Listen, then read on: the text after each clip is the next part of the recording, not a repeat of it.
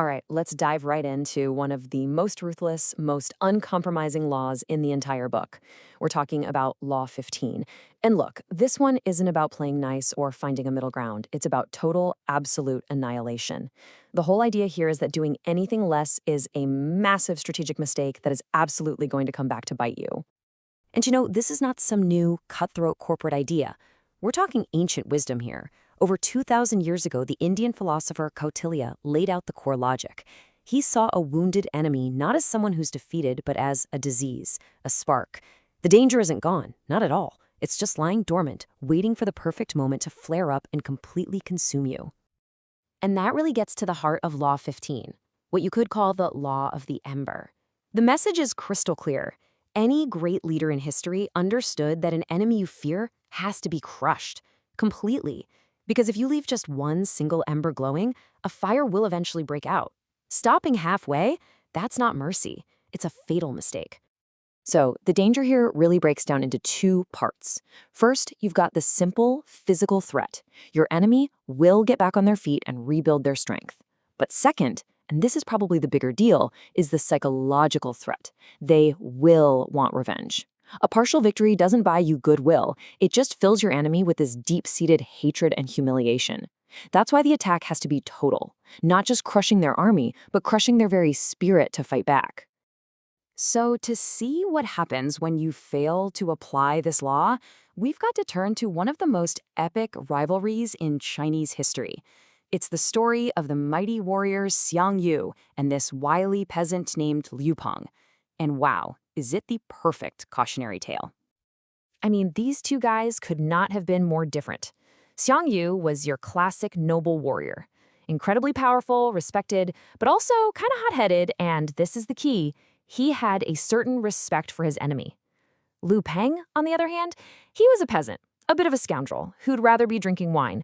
But he was smart, he was pragmatic, and most importantly, he listened to his advisors. And you know what? Their personalities pretty much sealed their fates. Hang Yu's hesitation was just disastrous. You're not going to believe this, but he had Liu Peng dead to rights not once, not twice, but 3 separate times. At a banquet, he just couldn't bring himself to give the signal for the assassination. Later, when he had Liu Peng totally cornered, he showed mercy and just let him go. He even captured Liu Peng's father and threatened to boil him alive, but then backed down. Every single time, this weird sense of sympathy or a desire for an honorable win stopped him. And this right here just shows you the huge difference in how they thought. While Xiang Yu was hesitating, Liu Peng's people saw the situation with stone-cold clarity. They knew that letting Xiang Yu go was like raising a tiger cub. Sure, it's small now, but one day it's going to grow up and eat you. That was a lesson Liu Peng took to heart, even if his rival never did. And the price Xiang Yu paid for all this mercy? It was absolute. When the tables finally turned, Liu Peng showed zero mercy. He pretended to sign a peace treaty and then just annihilated Xiang Yu's army. Xiang Yu, totally defeated, ended up taking his own life. And that peasant scoundrel, Liu Peng, he went on to become the emperor and founded one of the greatest dynasties in all of Chinese history. Okay, so that's the textbook example of what not to do. Now let's flip the script and look at someone who is an absolute master of this law, Empress Wu of China.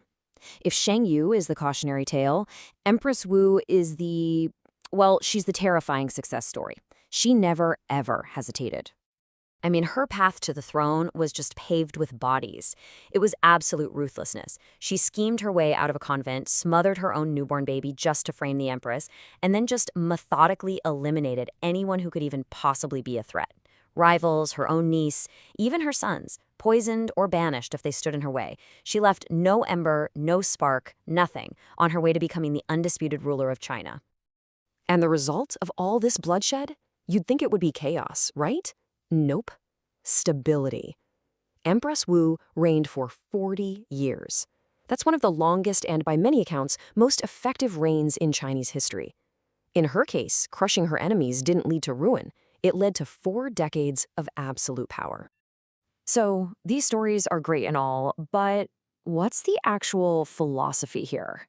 What's the psychological truth that's hiding behind this incredibly brutal law? Well, the book uses a really powerful metaphor to explain it.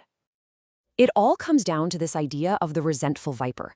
See, the key concept is that showing mercy to an enemy you've beaten doesn't make them grateful. It makes them bitter.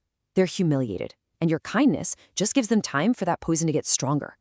You're not just letting an enemy live. You're basically nursing them back to health so they can strike you again, but harder. Of course, you know who else understood this perfectly? Machiavelli. He basically argued that small injuries are the most dangerous kind because a person can and will come after you for them. But a great injury, a total one, removes their ability to get revenge. The move has to be so final that you don't have to spend the rest of your life looking over your shoulder. So, when you boil it all down, the logic of this law is pretty simple and pretty brutal. When you're dealing with a true enemy, forget about reconciliation. It's a dangerous fantasy. There's no middle ground. There's no peace treaty that's going to hold. Only one side can win, and that win has to be total. And don't for a second think this is just some ancient history lesson. Fast forward to the 20th century. Chiang Kai-shek had Mao Zedong's communists practically wiped out during the Long March. He figured, they're no longer a threat, and he turned his attention elsewhere. Fatal mistake. Mao recovered, regrouped, and eventually drove Chiang out of mainland China for good. Even the legendary military strategist Clausewitz warned that anything less than total victory just means you'll lose at the negotiating table what you just won on the battlefield. But here's the thing.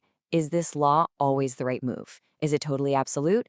Well, the book does offer one small but really important exception, and this little bit of nuance leaves us with a final, very difficult question.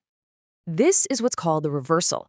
The idea is that sometimes, just sometimes, it's actually better to let your enemies destroy themselves. See, an army with its back to the wall fights with pure desperation. So if you leave them an escape route, it can actually crush their morale more than a final assault.